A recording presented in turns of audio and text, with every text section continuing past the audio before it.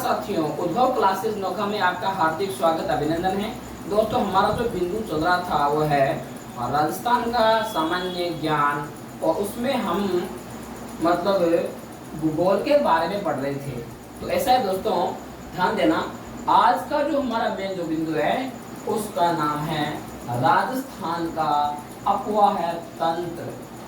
राजस्थान का अपवाह तंत्र, राजस्थान का अपवाह तंत्र। इससे संबंधित सवाल हर एग्जाम में पूछ लिए जाते हैं। दोस्तों ध्यान देना, इससे संबंधित सवाल हर एग्जाम में पूछ लिए जाते हैं। ठीक है, तो ऐसा है, आज अपन इस बिंदु से संबंधित सारे सवालों की यहाँ पर चर्चा करेंगे। तो दोस्तों, सबसे पहले आपको ये ध्यान देना है कि अपवाह शब्द का क्या अर्थ है। तो दोस्तों देखो, ऐसा है कि एक नदी द्वारा जल का बहाव। अपवाह का मतलब देखना पहले कि अपवाह क्या होता है। अपवाह एक नदी द्वारा जल का बहाव, एक नदी द्वारा जल का बहाव जिस स्थान पर है। एक नदी द्वारा जल का बहाव जिस स्थान पर है वह दोस्तों क्या कहलाता है? अपवाह कहलाता है ना। उसके बाद दोस्तों ध्यान देना, यहाँ लिखा है अपवाह क्या होता है, तंत्र क्या होता है। अपवाह तंत्र, दोस्तों ध्यान देना, अपवाह तंत्र क्या होता है कि मुख्य एवं सहायक नदियों द्वारा निर्मित जो तंत्र होता है उसे अपवाह तंत्र कहते हैं। दोस्तों ध्यान देना, क्या मुख्य एवं सहायक नदियों द्वारा, एक तो इसमें होगी मुख्य नदी और दूसरी कौन सी? सहायक नदियां। मुख्य एवं सहायक नदियों द्वारा निर्मित जो मुख्य एवं निर्मित सहायक नदियों द्वारा निर्मित जो भी होता है तंत्र, जो तंत्र होता है उसे दोस्तों क्या कहते हैं? अपवाह तंत्र का कहते हैं। देखना दोस्तों, ध्यान देना, जैसे मान लो ये अपनी मुख्य नदी है, ये क्या है? ये अपनी मान लो कोई मुख्य नदी है, और इनके अंदर दोस्तों ध्यान देना कि सहायक नदियां मिल जाएगी, आकर के मिल जाएगी। कोई तो मिलती है नदियां, मतलब क्या है कि दाएं से आके, कोई मिलती है इधर से और कोई मिलती है इधर से। ये जो सहायक नदियां हैं, जो मैंने लिखा है सहायक नदियां, है ना, क्या सहायक नदियां हैं, और इधर से भी क्या आ रही है? सहायक नदियां आ रही हैं। ठीक है, तो दोस्तों ध्यान देना कि मुख्य नदी और उनकी सहायक नदियों द्वारा निर्मित जो भी तंत्र होता है उसका नाम है अपवाह तंत्र। ठीक है दोस्तों, क्योंकि पहले शब्दावली है ना, वो समझने आनी जरूरी है दोस्तों। ठीक है, अब आपको यहाँ तक आगे होगा समझ में कि अपवाह क्या होता है। दोस्तों ध्यान से समझना, क्या एक नदी द्वारा जल का बहाव, मतलब जो नदी है ना, वो जितना स्थान घेरती है, जिस स्थान से वो बहती है वही उसका अपवाह है। और फिर लिखा है अपवाह तंत्र क्या होता है? मुख्य नदी, जैसे ये वाली मान लो कि मुख्य नदी है, और एक जो ये आ रही है इधर से और यहाँ से आ रही है, ये क्या है? सहायक नदियां, है ना। तो एक मुख्य नदी और उनके सहायक नदियों द्वारा निर्मित जो भी होता है ना तंत्र, वो क्या है? अपवाह तंत्र। आप दोस्तों ध्यान देना, एक शब्द आता है जल संभर, एक शब्द आता है जल संभर, या अपन इसको कह सकते हैं जल विभाजक भी कह सकते हैं। तो दोस्तों ध्यान देना, क्या होता है जल संभर और क्या होता है जल विभाजक। ठीक है, तो दोस्तों ध्यान देना, हमारे हमारे राजस्थान में दो ऐसी चीजें हैं जो जल विभाजक का काम करती है, जल संभर का काम करती है। तो वो दो कौन कौन सी है, आप देखते हैं। दोस्तों ध्यान देना कि वो देखते हैं कि कौन कौन सी है वो। अब अपन देखेंगे कि जल संभर कौन सा है। जैसे मान लो ये मान लो अपना राजस्थान है, ठीक है। अब दोस्तों इसमें देखना, यहां से अरावली मतलब पर्वतमाला निकलती है, ठीक है दोस्तों। तो ये एक तो ये जो अरावली जो पर्वतमाला है, ये मतलब क्या काम करती है, जल विभाजक का काम करती है। अरावली पर्वतमाला, अरावली पर्वतमाला, एक तो ये हो गया। दूसरा कौन है जो जल विभाजक का काम करता है या जल संभर का काम करता है, जल संभर या जल विभाजक। अपने राजस्थान में दो ऐसे हैं जो मतलब जल विभाजक का काम करते हैं। वो कैसे देखना दोस्तों कि मतलब अरावली के जो पूर्व में जो मतलब है ना, वो तो जाता है जल कहाँ, बंगाल की खाड़ी में। कहाँ जाता है दोस्तों, बंगाल की खाड़ी में जाता है। और जो इसके पश्चिम में जो भी आता है जल, वो कहाँ जाता है, अरब सागर में, ठीक है दोस्तों। तो ये ध्यान रखना कि अरावली पर्वतमाला राजस्थान में जल संभर का कार्य करती है। और कौन है देखते हैं। नंबर 2 में दोस्तों देखना, एक नाम आता है बोराट का पठार। कौन सा पठार है, बोराट का पठार। ये कहाँ है दोस्तों, ये ध्यान देना, ये है अपने ना कुंभलगढ़ व अपने गोगुंदा के बीच में, कुंभलगढ़ व गोगुंदा के बीच में क्या है बोराट का पठार है। दोस्तों ध्यान देना कि कहाँ है कुंभलगढ़। कुंभलगढ़ दोस्तों राजसमंद में है। कहाँ है कुंभलगढ़, राजसमंद में है।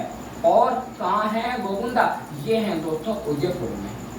ये कहाँ है, उदयपुर में। तो दोस्तों ध्यान देना कि कुंभलगढ़ और गोगुंदा के बीच में कौन सा पठार है, बोराट का पठार है। वह भी क्या काम करता है, वह भी जल संभर का काम करता है, जल विभाजक का काम करता है। दोस्तों कैसे, ध्यान देना, मानो यह जो मैं बना रहा हूँ ये क्या है कि बोराट का पठार है, ठीक है। अब दोस्तों ध्यान देना, इसके यानी कि यहाँ पश्चिम में, यहाँ ना इसका जल ये अरब सागर में मतलब इसका जल गिरता है, और इधर ये अपना जल बंगाल की खाड़ी में गिराता है। यानी कि बोराट का पठार भी अपने यहाँ अपने राजस्थान में जल विभाजक का काम करता है।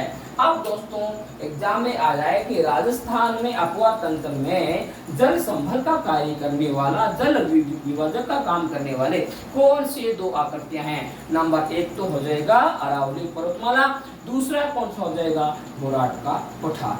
ठीक है दोस्तों, यहाँ तक आपको समझ में आ गया होगा। अब आगे चलते हैं और इसमें क्या है अपवा तंत्र में, तो दोस्तों ध्यान देना, आगे देखते हैं कि राजस्थान का जो अपवाद जो तंत्र है वो कई भागों में उनको बांटा गया है। देखना कि राजस्थान का जो अपवाद तंत्र है वो कई भागों में बांटा गया है। वो कैसे, मैं लेता हूं एक आधार लेता हूं क्या, कि अंतिम जल विलय के आधार पर, अंतिम जल विलय के आधार पर, अंतिम जल विलय के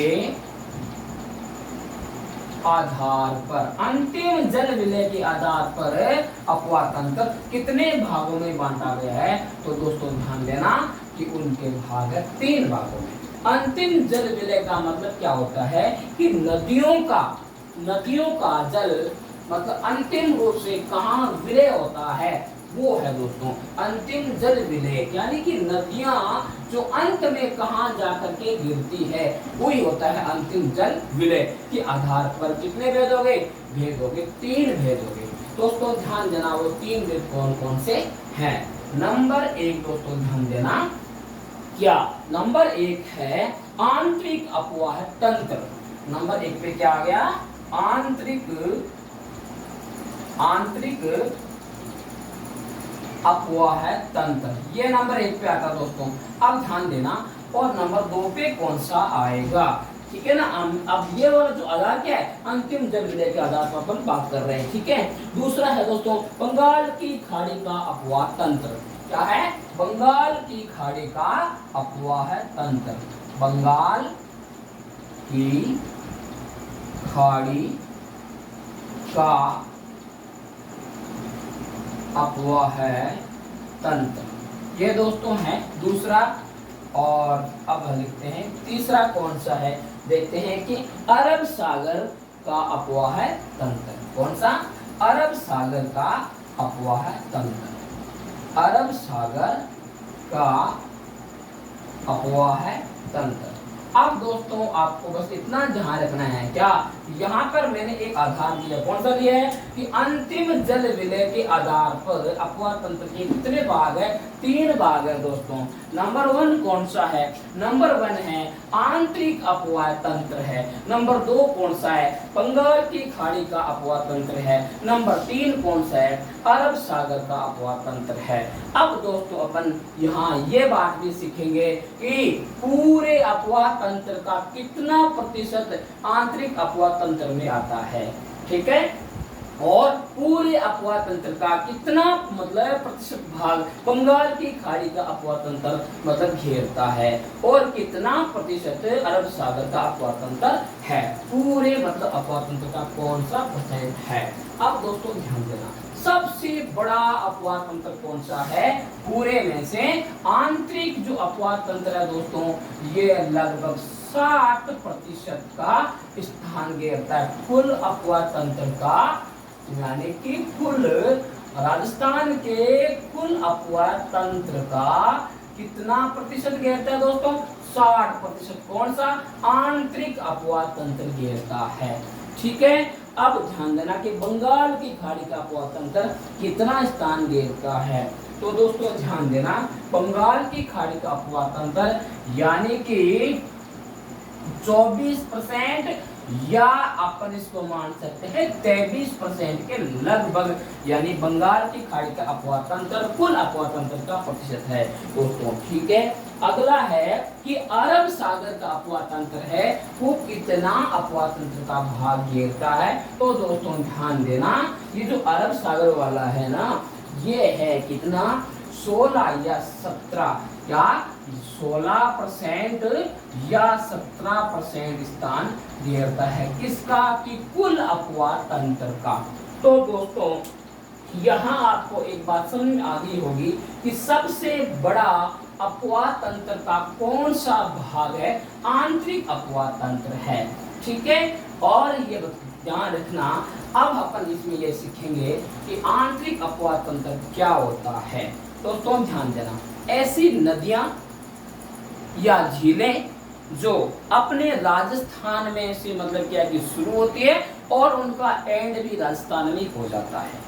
ठीक है दोस्तों, ध्यान से सुनना कि ऐसी नदियां, ऐसी झीलें जो अपने उनका उद्गम स्थल क्या है कि अपने राजस्थान से होता है, स्टार्ट होता है, और उनका अंतिम विलय भी राजस्थान के अंदर ही हो जाता है। अंदर का अंदर ही उनका विलय हो जाता है। उनको क्या कहा जाता है? आंतरिक अपवाह तंत्र के नाम से जाना जाता है। ठीक है दोस्तों। अब ध्यान देना, क्या होता है बंगाल की खाड़ी का अपवाह तंत्र। दोस्तों ध्यान देना, क्या कि ऐसी नदियां जिनका उद्गम स्थल मतलब अपने राजस्थान में है, और उनका जो अंतिम विलय है जो कहाँ होता है? बंगाल की खाड़ी में। ठीक है दोस्तों। तो वैसा जो मतलब जो भी नदियां है ना, वो बंगाल की खाड़ी के अपवाह तंत्र में गिनी जाएगी। ठीक है। और ऐसी नदियां जो अपना अंतिम विलय अरब सागर के अपवाह तंत्र में करती है, यानी कि उनका अंतिम यानी कि समाप्ति पॉइंट जो है ना, वो है अरब सागर में होता है। तो वो नदियां अरब सागर के अपवाह तंत्र का भाग है। तो दोस्तों अब हम इसमें और आगे क्या सीखेंगे, देखना ध्यान से, क्या मैं आपको अभी यह मतलब बताने वाला हूँ कि आंतरिक अपवाद तंत्र में कौन कौन सी नदियां आती है, बंगाल की खाड़ी के अपवाद तंत्र में कौन कौन सी नदियां आती है, और अरब सागर के अपवाद तंत्र में कौन कौन सी नदियां आती है। ठीक है दोस्तों, तो अब अपन बात करते हैं कि आंतरिक अपवाद तंत्र में कौन कौन सी नदियां आती है। ठीक है दोस्तों, चलो स्टार्ट करते हैं। लिखना कि आंतरिक अपवाद तंत्र में आने वाली नदियां कौन कौन सी है। आप दोस्तों ध्यान देना कि आंतरिक अपवाद तंत्र की कौन कौन सी नदियां है। तो आंतरिक अपवाद तंत्र की जो भी है नदियां हैं, इनके लिए अपने को एक शानदार तकनीक का इस्तेमाल में कर रहा हूं। आप ध्यान देना कि आंतरिक अपवाद तंत्र की कौन कौन सी नदियां आ जाएगी। ठीक है, देखना कि पहला है कि काकीसा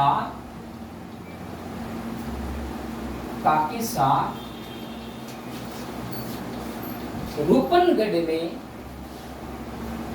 काकीसा रूपनगढ़ में बांडी लोग घर, काकीसा रूपनगढ़ में बांडी लोग घर। अब दोस्तों ध्यान देना, ये जो रो लिखा है इसको छोड़ना है बस। ठीक है, इसको एक बार छोड़ना है, बाकी सब में ध्यान देना।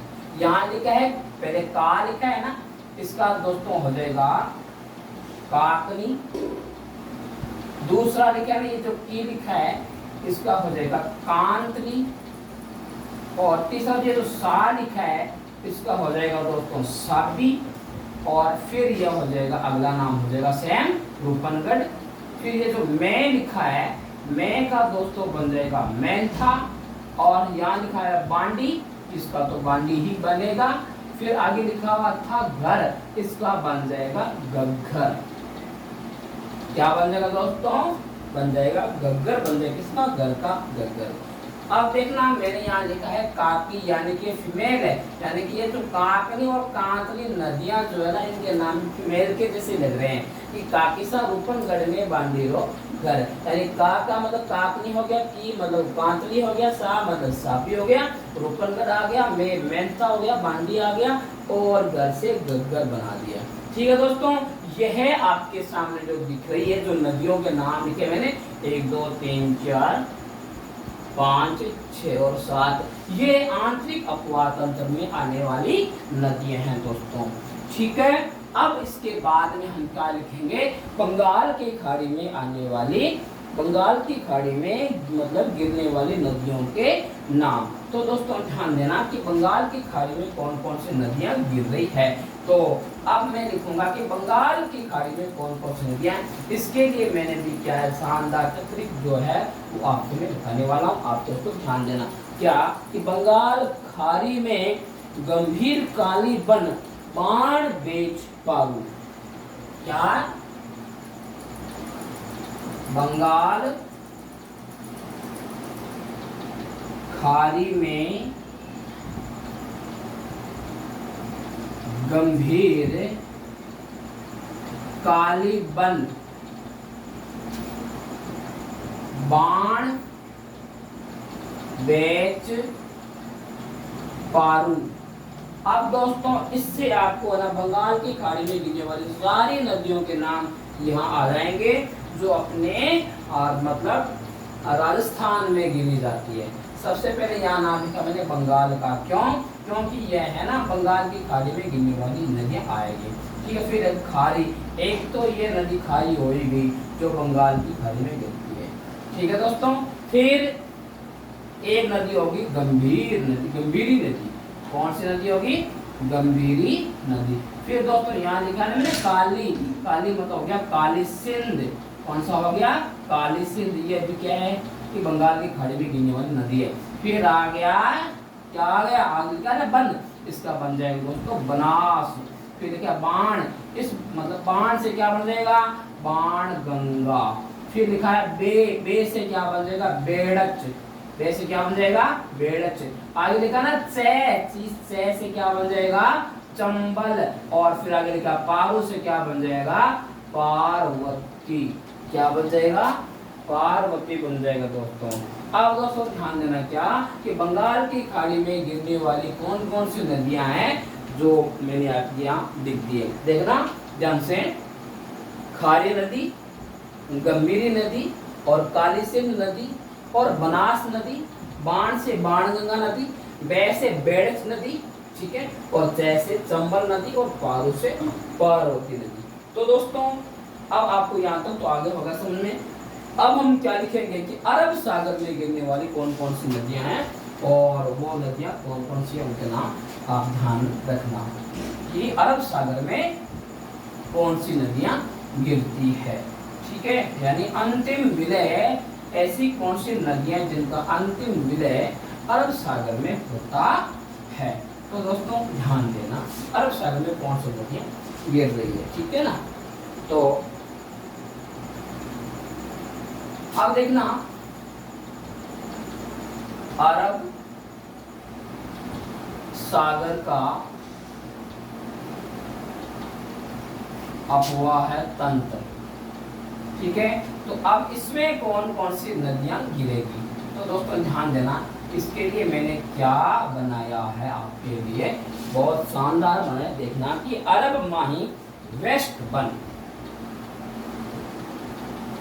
अरब माही वेस्ट बन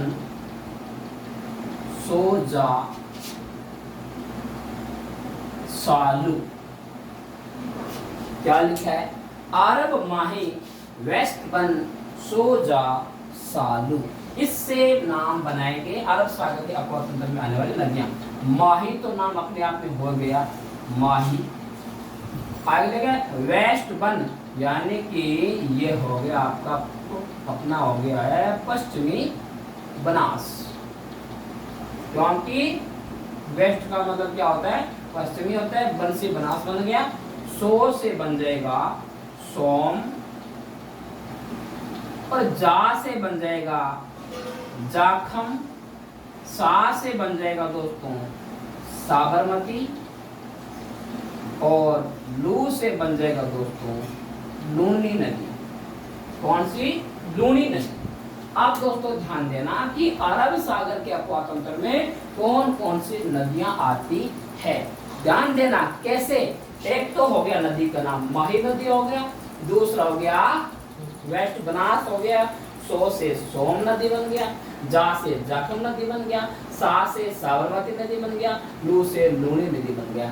दोस्तों इसके अलावा आपको ना इतना अच्छा शानदार आपको कहीं नहीं मिलेगा, आपको ध्यान देना है और अच्छे से समझना है, ठीक है दोस्तों। अब आपको यहाँ तक समझ में आ गया होगा।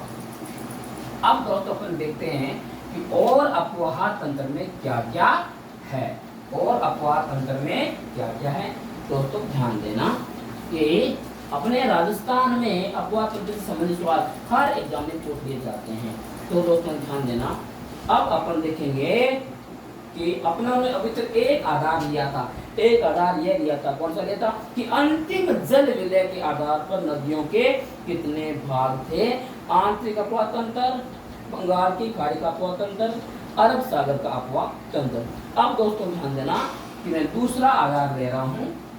कौन सा आधार ले रहा हूँ, दूसरा आधार क्या है कि भौतिक प्रदेशों के आधार पर, भौतिक प्रदेशों के आधार पर अफवाह तंत्र, भौतिक प्रदेशों के आधार पर अफवाह तंत्र जो है वो दोस्तों कितने प्रकार का है, तो वहां आंसर आता है 2 प्रकार का है।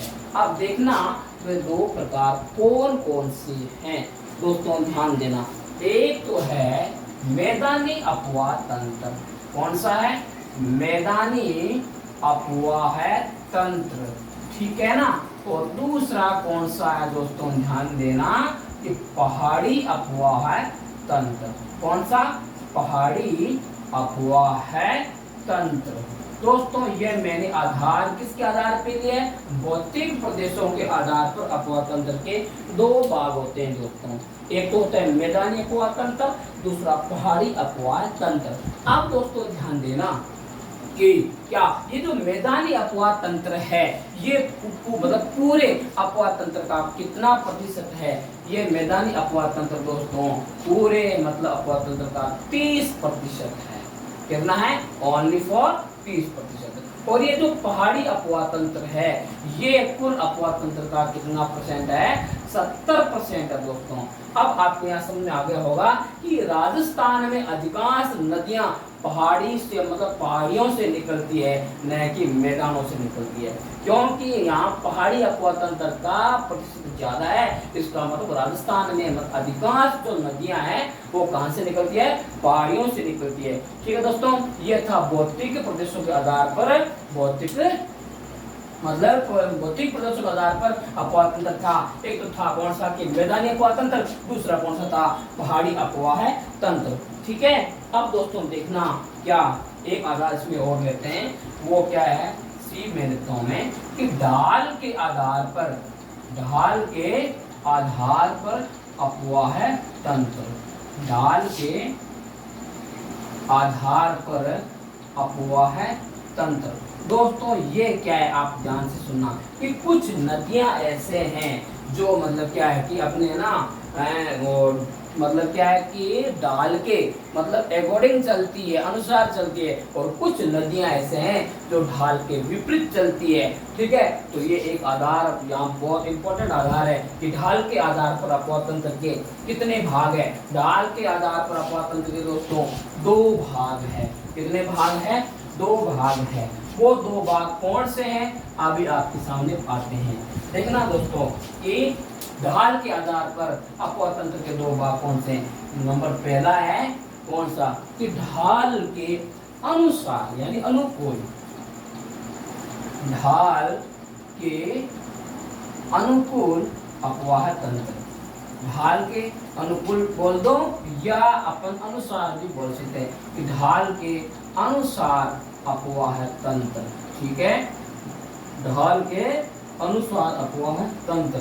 और दूसरा कौन सा है कि ढाल के विपरीत अपवाह तंत्र। अब दोस्तों ध्यान देना कि कौन सी तो ऐसी है जो नदियां हैं जो ढाल के अनुकूल है, और कौन सी है जो नदियां वो ढाल के मतलब अपने विपरीत है। तो अब बात करते हैं दोस्तों, ध्यान देना कैसे कि आपने नाम सुना होगा किसका? एक बहुत इम्पोर्टेंट है, मतलब जो नदी है उसका नाम है घग्गर नदी। कौन सा नाम है? नाम है घग्गर नदी।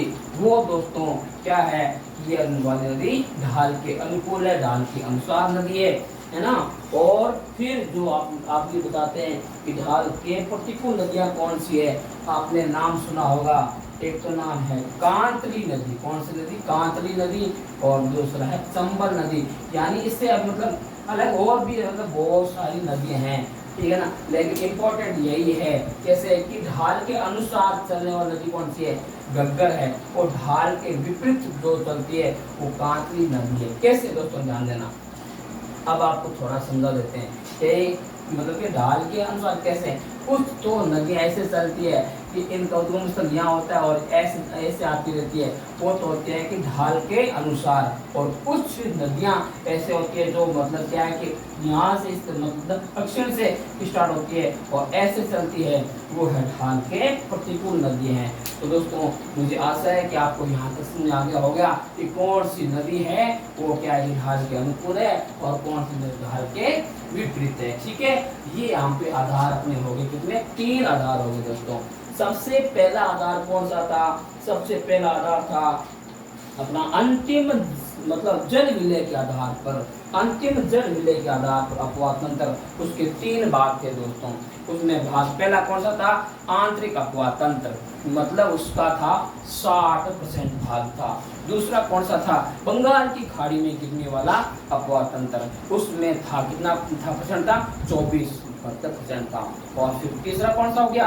अरब सागर का अपवाह तंत्र, वो लगभग था 16%। ठीक है, फिर अपना आधार दूसरा कौन सा है, भौतिक प्रतिशत आधार पर अफवाह तंत्र, उसके दो भाग है, कौन से, एक तो है अपना मैदानी अफवाह तंत्र जो है कितना परसेंट, 30%, और दूसरा पहाड़ी अफवाह तंत्र कितना, 70%। फिर है ढाल के आधार पर अफवाह तंत्र, यानी एक तो हो गया कि ढाल के अनुकूल मतलब अफवाह तंत्र हो गया, दूसरा ढाल के विपरीत अफवाह तंत्र हो गया। अब देखना कि ढाल के अनुकूल जो है अफवाह तंत्र है उसमें आती है घग्गर नदी, और जो ढाल के है ना मतलब प्रतिकूल है, विपरीत है, उसमें आती है कांत नदी और चंबल नदी। ठीक है दोस्तों, तो मुझे आशा है आपको यहाँ तक समझ में आ गया होगा। अब दोस्तों ध्यान देना, इसके अलावा और क्या क्या आता है राजस्थान के अफवाह तंत्र में। ठीक है, अब आगे बात करते हैं। अब दोस्तों ध्यान देना, अब मैं यहाँ पे क्या लिखाने वाला हूँ, यहाँ लिखाऊंगा कि महत्वपूर्ण नदियों के बारे में, अपने राजस्थान की महत्वपूर्ण जो नदियाँ ना उनके बारे में लिखेंगे दोस्तों। ठीक है, राजस्थान की महत्वपूर्ण नदियों के,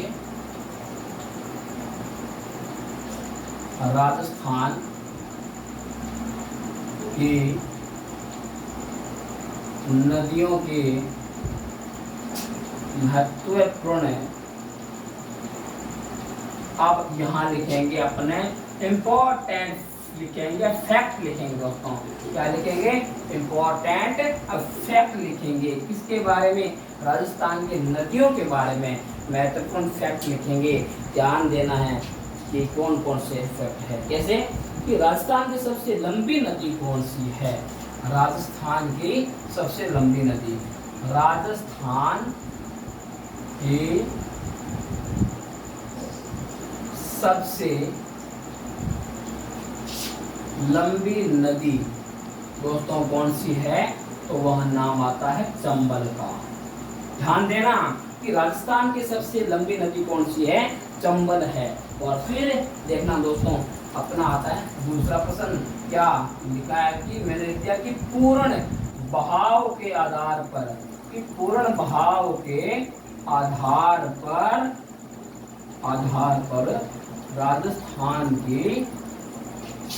राजस्थान की सबसे लंबी नदी, ये आधार मैंने क्या ले लिया, आधार ले लिया पूर्ण बहाव के आधार, मतलब जो पूरी की पूरी नदी है ना वो अपने मतलब राजस्थान में बहती है, उसका नाम क्या है, कि पूर्ण बहाव के आधार पर सबसे लंबी जो मतलब नदी है ना उसका नाम है दोस्तों, नाम है बनास नदी। कौन सी नदी है, बनास नदी, जो मतलब पूरी की पूरी अपने राजस्थान में बहती है। ठीक है, और फिर अगला फैक्ट है क्या, कि आंतरिक अफवाह तंत्र की सबसे बड़ी नदी कौन सी है, आंतरिक अफवाह तंत्र की, किसकी, आंतरिक अफवाह तंत्र की। ठीक है, आंतरिक अफवाह तंत्र की सबसे बड़ी नदी कौन सी है, तो दोस्तों ध्यान देना, आंतरिक अफवाह तंत्र के सबसे बड़ी नदी का जब नाम आ जाए तो आपको नाम याद रखना, क्या नाम याद रखोगे, घग्गर नदी। ठीक है दोस्तों, आंतरिक अफवाह तंत्र की सबसे बड़ी कौन सी नदी है, नदी है घग्गर।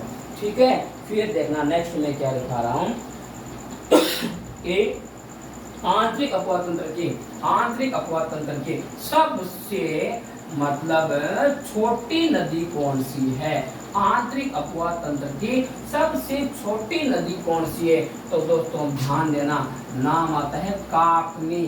ठीक है, इसका अदर नाम क्या है, इसका एक नाम और है क्या, कि काकनेय, और इसको एक नाम और भी लिया जाता है मसूरदी नदी। कौन सा, मसूरदी नदी। तो दोस्तों ध्यान देना, क्या कि जब आपसे पूछ दिया जाए कि आंतरिक अफवाह तंत्र की सबसे मतलब बड़ी नदी कौन सी है, तो नाम आएगा घग्गर का, और आंतरिक अफवाह तंत्र की सबसे छोटी नदी कौन सी है, तब दोस्तों नाम आएगा किसका, काकनी का, और यानी कि काकने, और इसको मसूरदी नदी के नाम से भी जाना जाता है। अब दोस्तों ध्यान देना, क्या इसके अलावा जैसे कि पूर्ण बहाव के आधार पर आंतरिक तंत्र की सबसे बड़ी नदी कौन सी है, हाँ ये बहुत मोस्ट है, क्या कि पूर्ण बहाव के आधार पर, किसके आधार पर? पूर्ण बहाव के आधार पर आंतरिक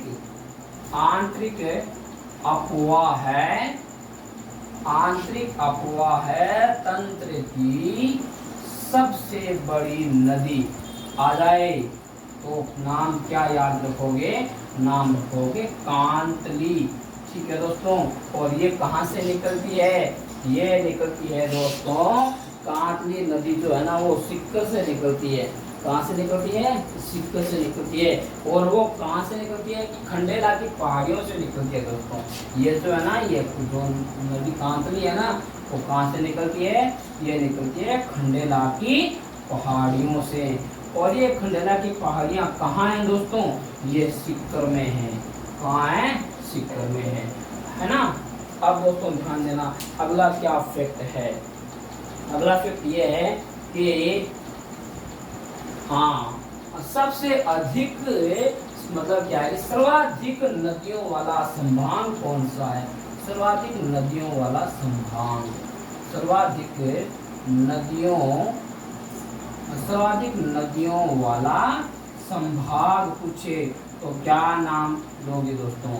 नाम याद रखना है कि कोटा एक ऐसा संभाग है, कि कोटा एक ऐसा संभाग है जहाँ पर सर्वाधिक नदियां हैं। और इसमें देखना कि न्यूनतम नदियों वाला संभाग, यानी कि सबसे न्यूनतम नदियां वाला संभाग कौन सा है? तो दोस्तों आपको नाम याद रखना है बीकानेर संभाग। कौन सा संभाग? बीकानेर संभाग। ठीक है, अब आपको यहाँ तक समझ आ गया होगा कि कौन से संभाग में तो है नदियाँ बहुत ज्यादा है और कौन से संभाग में नदियाँ बहुत ही कम है। इसके अलावा आगे बात करते हैं दोस्तों।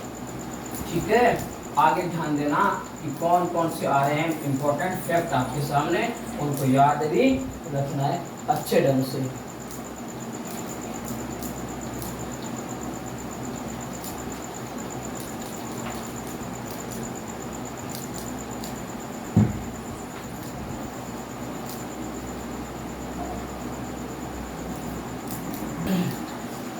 हाँ दोस्तों, अब आप आते हैं अगले अपने फैक्ट पे।